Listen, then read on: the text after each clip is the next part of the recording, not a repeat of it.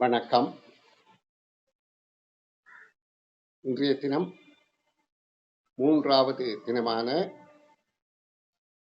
அதாவது எமது ஊரில் உள்ள கிராமிய பாடசாலையில் கருத்தரங்கின் விடயதானங்களை உங்களுக்கு முன்வைக்க விளைகின்றேன். அதாவது 10 வயது பிள்ளைகளுக்குரிய தரமைந்து புலமை பரிசில் பரீட்சையின் தாற்பயங்கள்.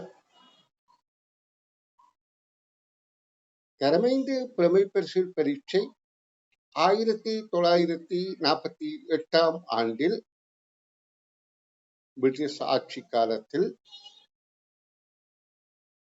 கல்வி அமைச்சராக இருந்த C.W.W. கென்னந்திரா என்று போற்றப்படுகின்ற, அதாவது இலவச கல்வியின் தந்தை என்று போற்றப்படுகின்ற ஒரு மகானால், பெரியவரால் இந்த பரீட்சை முறைமை ஆரம்பித்து வைக்கப்பட்டது.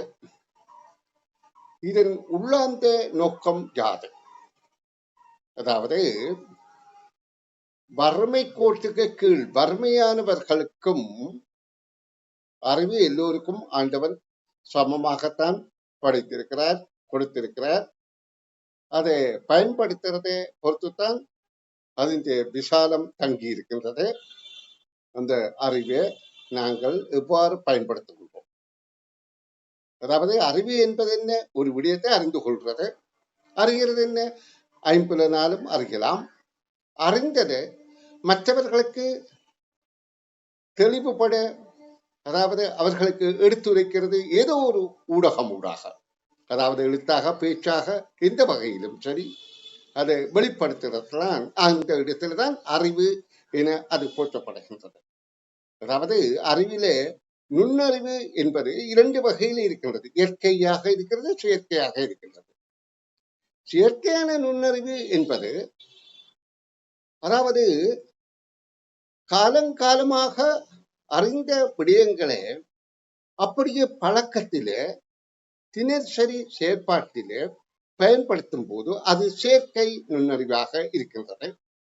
அதை விடுத்து அந்த இயற்கை நுண்ணறிவு என்பது அறிந்த விடயங்களை நாங்கள் அந்த விடய பரப்புகளின் சகல விடயங்களையும் அந்த எதிர்வருகின்ற சவால்களுக்கு முகம் கொடுக்கும் விதமாக பயன்படுத்துவதை. அப்ப உண்மையிலேயே எந்த நுண்ணறிவு மனிதனுக்கு மிக முக்கியம் என்றால் இயற்கை நுண்ணறிவு. அதாவது அப்படியான ஒரு மனிதன்தான் ஒரு ஆற்றல் உள்ள, திறமையுள்ள, பயனுள்ள ஒரு மனிதனாக இருப்பான். தனக்கு மட்டுமல்ல, மற்றவர்களுக்கும் பயன் உள்ள ஒரு மனிதனாக இருக்க முடியும். அப்ப இப்ப நான் விடயம் என்னத்துக்கு வருகின்றேன் என்றால், இந்த பரீட்சையின் தாற்பயம் பற்றி பேசுவதற்காக. அப்ப இதை ஆரம்பித்து வைத்தவர் என்ன நோக்கத்துக்காக ஆரம்பித்தார் என்றால், திறமையான மாணவர்கள் வறுமை காரணமாக ஒதுக்கப்படக்கூடாது.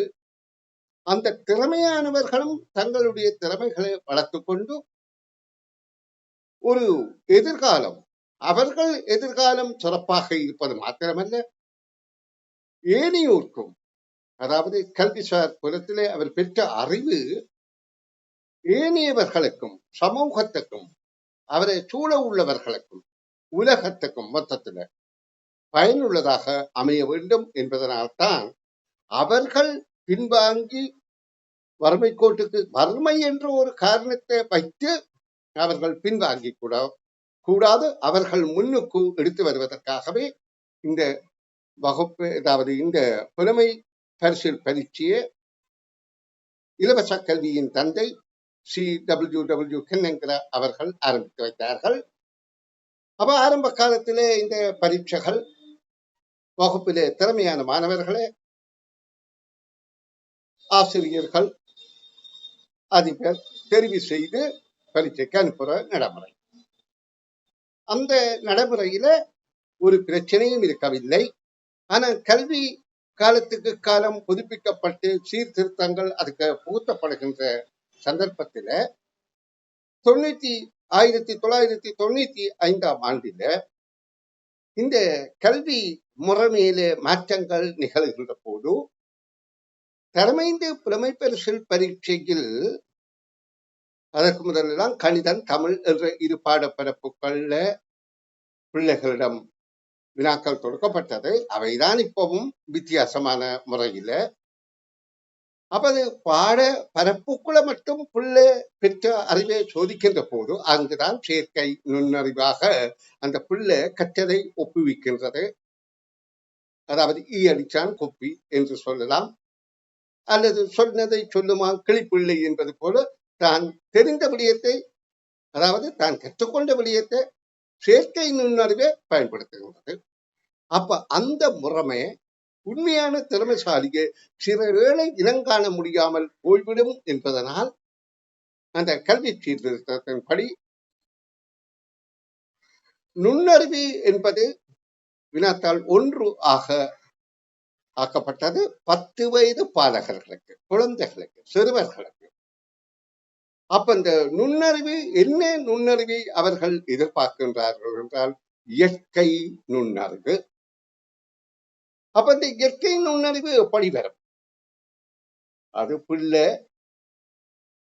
அவதானிப்பதன் மூலம், சூழலை அவதானிப்பதன் மூலம், தான் அறிவு பெறுவதன் மூலம், அதாவது சூழலில் நடக்கின்ற செயற்பாடுகள், கதைக்கின்றது எல்லாம் சகல விடயங்களையும் அறிந்து அதற்கு இயல்பாகவே இயற்கையாக ஒரு நுண்ணறிவு இருக்கும்.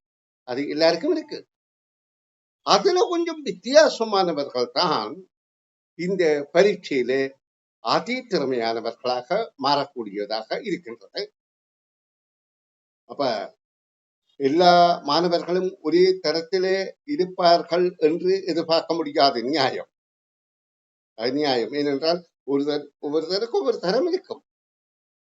அப்ப இந்த இயற்கை நுண்ணறிவும் மாணவர்களுக்கு மாணவர் வித்தியாசப்பட்டாலும் அந்த செயற்கை நுண்ணறிவின் அடிப்படை, இந்த இயற்கை நுண்ணறிவில் அவர்கள் சிந்திக்க பழகிறதுக்கும் அவர்கள் சிந்தனையை தூண்டுவதற்கும் எதற்கு எப்படி எங்கு என்ற வினாக்களை தங்களுக்குள் தாங்களாக கேட்டு, அதாவது சூழலில் இருந்து பெறலாம், அதை பார்த்து அந்த பிள்ளை சிந்தித்து தான் பெற்ற அறிவின் மூலம் தானே பதில் அளித்து அந்த இயற்கை நுண்ணறிவை விருத்தி செய்ய வேண்டும். அதற்குத்தான் நாங்கள் பிள்ளைகளை வழிநடத்த வேண்டுமே ஒழிய சொன்னதை சொல்லும் கிளிப்பிள்ளையாக மாற்றுவது அல்ல என்பதனால்தான் இந்த பரீட்சை 95ஆம் ஆண்டிலே புதுமையாக வினாத்தாள் 1 நுண்ணறிவாகவும் வினாத்தாள் 2 சுற்றாளர் சார்ந்த சகல பாடப்பரப்புகளும், பாடசாலையில கற்கின்ற சகல பாடப்பரப்புகளும் சார்ந்ததாக வெளிவந்தது. அது வந்த பிறகு சகல மாணவரும் அதில் தோற்ற வேண்டும் என்ற 2வது நிபந்தனை வந்தது. காரணம் என்னென்றால் சில வேளை ஏதோ ஒரு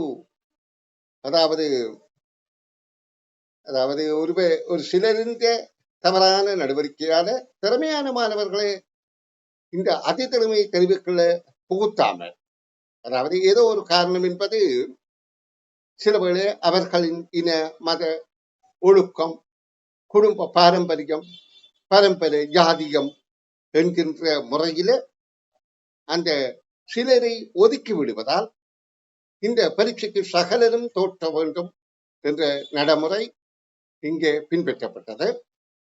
அந்த சகலரும் தோற்ற வேண்டும் என்ற நடைமுறை வந்த பின்புதான் இது ஒரு மாணவர்களோடு மாத்திரம் சார்பாக இருக்காமல் பெற்றோர்கள் மட்டத்துக்கு விசாலமாக்கியது. ஆனா இப்பவும் காபோதா சாதாரண தரம் உயர்தர பரீட்சைகள் பெற்றோரின் பங்களிப்பு 10% இருந்தால் 90% பங்களிப்பு அதுக்கு செய்கின்ற முயற்சி மாணவரை பொறுத்தது. ஆனா இந்த தரமைந்த புலமை பரிசில் பரீட்சையில தான் பெற்றோரின் பங்களிப்பு அரைக்கரவாசி 50% அவர்கள் தங்கி இருக்கிறதாக மாறிவிட்டது. அதுக்கு என்ன காரணம்? இது 5ஆம் ஆண்டு பரீட்சை, இது 10 வயதுக்குள்ள பரீட்சை. அப்ப அந்த மாணவர்களுக்குரிய அறிவை ஊட்டுவதற்கு எந்த ஒரு பெற்றோராலும் இயலக்கூடியதாக இருக்கின்றது. அப்ப பெற்றோர் அதுக்குள் நுழைகிறார்கள், தாங்களும் சில விடயங்களை அறிந்து கொள்ளலாம். ஏற்கனவே அவர்கள் அறிந்த விடயங்களையும் பிள்ளைகளுக்கு அவர்கள் ஊற்றுகிறார்கள். அங்கதான் இந்த நெருக்கடியான இப்ப மன அழுத்தம் என்று கருதப்படுகின்ற ஒரு நிலைப்பாடுக்கு இந்த பரீட்சை மாறுகின்றது.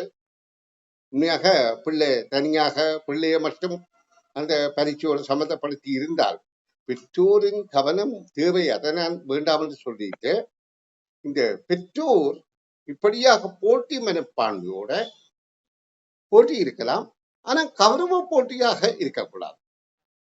இது ஒரு மாய கௌரவம். அதாவது பொய்மை வாழ்க்கையில அநேகமானவர்கள் இயற்கையோடு ஒட்டி இயல்பாக வாழாமல் நாங்கள் பொய்மையான வாழ்க்கையில ஈடுபடுகின்ற போதுதான் இது ஒரு பூதாகரமான பிரச்சனையாகி மன அழுத்தமாகி பெற்றோரை மாத்திரமன்றி மாணவரையும் பாதிக்கக்கூடிய நிலைக்கு ஆழ்ந்திருக்கிறது என்பதை சகலரும் அறிந்திருக்கின்றோம். எது எப்படியோ எல்லா பெற்றாரும் தங்களை பிள்ளையை இந்த பரீட்சைக்கு வழிநடத்த வேண்டும் என்று எல்லோருமே விரும்புகின்றோம்.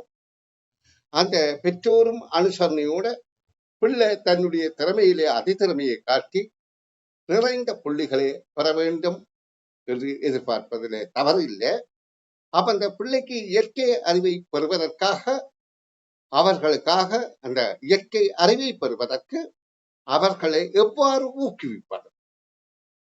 இப்ப நாங்க கண்டதையெல்லாம் போட்டு திணித்து ஒரு மண் பானைக்கு ஒரு குறிக்கப்பட்ட அளவு பொருளைத்தான் போடலாம். அதுக்கு மேல போட்டா அது உடையத்தான் செய்யும். அதே மாதிரி நாங்கள் தேவையில்லாத விடயத்தை எல்லாம் கொண்டு வந்து இதுக்குள்ள புகுத்துகின்ற போதும் பிள்ளையால தாங்கிக் கொள்ள முடியாது. அப்ப இந்த பரீட்சை தாற்பயத்தை உணர்ந்து வினாத்தால் ஒன்று, இப்ப நான் பேசுவது முழுக்க வினாத்தால் ஒன்று சார்பாகத்தான். ரெண்டிலே ஒரு பிரச்சனையுமே இருக்கவில்லை. ஏனென்றால் பிள்ளை பாடசாலையில படிக்குது. அப்ப படிக்கிற பாடப்பிறப்பு ஆசிரியர்களுக்கு அதுக்குரிய காலங்கள் ஒதுக்கப்பட்டு அவர்கள் அந்த உரிய விடயங்களை கற்பிக்கத்தான் வேண்டும். அப்ப அவர்கள் கற்பிப்பார்கள், அவர்கள் தங்களோட கடமையை செய்வார்கள். அப்ப பிள்ளையும் பெற்றுக் கொள்ளுது. பிள்ளை எப்பொழுதும் அறிவை பெறுவதில் ஆர்வமாகத்தான் இருக்கின்றது. இந்த வினாத்தால் ஒன்றுக்கு மட்டும் அந்த நிலைப்பாடு இல்லை. காரணம் என்னென்றால் அதுக்கு பிள்ளைக்கு கிடைப்பதற்குரிய வழி கிடைக்கவில்லை. அந்த பிள்ளையை சுயமாக இயற்கை நுண்ணறிவை விருத்தி செய்ய அந்த பிள்ளையை ஊக்குவிக்கின்ற வழிமுறை கிடைக்கவில்லை என்பதுதான் இங்கே குறைபாடாக கருதி, அவங்க பிள்ளைகளை நாங்கள் எப்படி இயற்கை நுண்ணறிவை பெற அவர்களை வழிநடத்த வேண்டும் என்றால், அவர்களே நாங்கள் சில இடங்களுக்கு போக அவர்களை அழைத்து செல்ல வேண்டும். சந்தை, வங்கி, எங்களை அன்றாட தேவைகளுக்கு இடுக்கலையில போற நேரங்கள்ல அவர்களை அழைத்து செல்லணும். அங்க நடக்கிற அதை அவர்களே அவதானிக்க விட வேணும். அவர்களை கட்டுப்படுத்தி வைத்திருக்காம அதுக்காக கூடுதலாக இல்லை, அவர்கள் தாங்களாக இருந்து அங்க நடக்கிறதை அவதானிக்கிறது. மற்ற நீங்க பேசுகின்ற போது சில விடயங்களை அந்த பிள்ளைகள் அமர்ந்திருந்து கேட்பதற்கு சந்தர்ப்பம் வழங்க வேண்டும். மற்ற சில கேள்விகள் அவர்கள் கேட்கின்ற போது ஏன் இதற்கு எப்படி என்று கேட்டால் அதற்கு பொறுமையாக வழியெழுத்து பழக வேண்டும். அவர்களின் சிந்தனை விருத்தியை நீங்க வளர்க்கிறதுக்கு உதவி செய்ய வேண்டும். இதுதான் இயற்கை நுண்ணறிவை பெறுவதற்கான வழிமுறை என்பதை கூறிக்கொண்டு, இப்போ இந்த பரீட்சைத்தாள வினாத்தாள் ஒன்றுல 14 தலைப்புகள்ல வினாக்கள் தொடுக்கப்படுகின்றது. அந்த 14 தலைப்புகளும் முக்கியமல்ல, அந்த 14 தலைப்புகளுக்குள்ள உள்ளுக்கு இருக்கிற, அதாவது உள்ளடங்கி இருக்கிற விடயங்கள் தான் முக்கியமானது. இப்ப சித்திர படங்களை ஒத்துப்பாக்க விடுவார்கள், அதாவது அதுக்குள்ளே உள்ள ஒற்றுமை வைத்துவை தொடர்புகள், சில மாறுபாடுகள். ஒரு வண்டில் சக்கரம் சுற்றுகின்ற போது கீழே உள்ள பகுதி மேல உள்ள பகுதி மாறி மாறி சுற்றுகின்றது. அதே மாதிரி காலையில இருந்து இரவு வரைக்கும் பொழுது ஒரு முறையில தான் சுற்றுகின்றது, ஒழுங்கிதழ். அந்த மாதிரியான மாறுபாடுகளை அந்த பிள்ளைகள் இனம் காண்பதற்கு வலு சமைக்க வேண்டும். அதாவது பிள்ளை அந்த மாறுபாடுகள் எவ்வாறு நடக்கின்றது என்பதை உற்று அவதானிக்க வழிநடத்த வேண்டும். இனி காரண காரியம் இதே மாதிரி 14 தலைப்பை நான் இங்கே சொல்லிக் கொண்டிருந்தால் கிட்டத்தட்ட இந்த காணொலி 2 மணித்தியாலத்துக்கு மேல போயிடும். அதுபடியா நான் சுருக்கமாக உங்களுக்கு கருத்தை தருகின்றேன். காரணம் என்னென்றால் அந்த சுருக்க கருத்து உங்களுக்கு இந்த விடயத்தை வெளிப்படுத்துறதுக்கு மிகுந்த துணையாக இருக்கும் என்பதனால் அப்ப காரண காரியம் என்றால் ஒரு காரியம் என்றால் செயல் அதுக்குரிய காரணம் அந்த பிள்ளை அதை ஊகித்து கண்டுபிடிக்கணும். அப்ப இது ஒரு வாக்கியத்துல காரண காரியம் இருக்கா? இதே போல தகவல்கள் ஒழுங்க வைக்கும். எது முதல்ல எது பிறகு நடுவில் இது. அப்போ ஒன்றோடு ஒன்று தொடர்பு. இது காரண காரியம் தானே. அது அந்த காரியத்துக்கு இது என்ன காரணம்? அப்ப அந்த தொடர்பு தகவல்களை ஒழுங்க வைக்கும் ஆற்றல். பிரதியீடு ஒன்றுக்கு பதிலாக இன்னொன்றை பயன்படுத்துறது. இந்த வகையில 14 தலைப்புகளையும் தான் அனுபவம் உள்ள ஆசிரியர்கள் பரீட்சை மாதிரி பரீட்சைத்தாள்களை தயாரிக்கின்றோம். சிலர் என்னவோ தெரியவில்லை, இந்த மாயைக்கு உட்பட்ட பெற்றோருக்காக மாயைக்கு உட்பட்ட விடயங்களாக மேலதிக திணிப்புகளை திணிக்க முற்படுகின்றார்கள் என நான் கருதுகிறேன். அங்கதான் இடர்பாடு ஆரம்பிக்கின்றது. அது பிள்ளைக்கும் அழுத்தத்தை கொடுத்து பிள்ளையின் திறமையும் மலங்கெடுக்கப்பட்டு பெரும்பெரும் பாதகமாக கிடைத்து கூடிய மன அழுத்தங்களையும் வெறுப்பையும் கல்விபால் ஒரு வெறுப்பையும் உண்டு பண்ணுவதாக நான் கருதுகின்றேன். ஆகவே இந்த தொடர்ச்சியான காணொளியில இந்த மாணவர்களுடைய திறமைகளை வெளிக்கொணர்வதற்காக நான் இந்த கருத்தரங்கு சார்பான தொடர்ச்சியான காணொளியில இன்று 3வது தினத்துல அந்த மாணவர்களோட ஆற்றிய உரைகள் என்ற சாரத்தை எடுத்து வைத்து இங்கே உங்களுக்கு கூறுகின்றேன். ஆனபடியால் இதை ஒரு சிறிய விடயமாக பாரதூரமாக கருதாமல் ஆனால் முக்கியமான விடயமாக, என்னடா பாரதூரமாக கருத்தினா தானே மன அழுத்தம், ஆனா முக்கியமான விடயமாக கருதி கொண்டு செயற்படும்படி கேட்டுக்கொண்டு நான் இந்த காணொலியை நிறைவு செய்கின்றேன். இதில் கூறப்படுகின்றதில் தொடர்ச்சியாக பார்வையிடுங்கள். நான் உண்மையிலேயே என்னுடைய அனுபவத்தை திரட்டி, அதாவது 5ஆம் ஆண்டு புலமை பரிசில் பரீட்சைக்காக 3000க்கு மேற்பட்ட காணொலிகள் என்னுடைய சேனல்ல பதிவேற்றம் செய்திருக்கிறேன். இங்கே சொற்பந்தானும் வியாபார நோக்கம் என்னிடம் கிடையாது. இது ஒரு கல்வி சேவை. இது கற்பிக்க கிடைத்தது ஒரு மகத்தான சந்தர்ப்பம். ஏனென்றால் குழந்தைகளுக்கு கற்பிக்கிறது என்பது இன்னும் மகத்தான சந்தர்ப்பம். அதை சரியாக பயன்படுத்துகிறேன். அதை நீங்கள் பயன்படுத்தி பயன்படும்படி கூறிக்கொண்டு இந்த காணொலியை நிறைவு செய்கின்றேன். வணக்கம், நன்றி.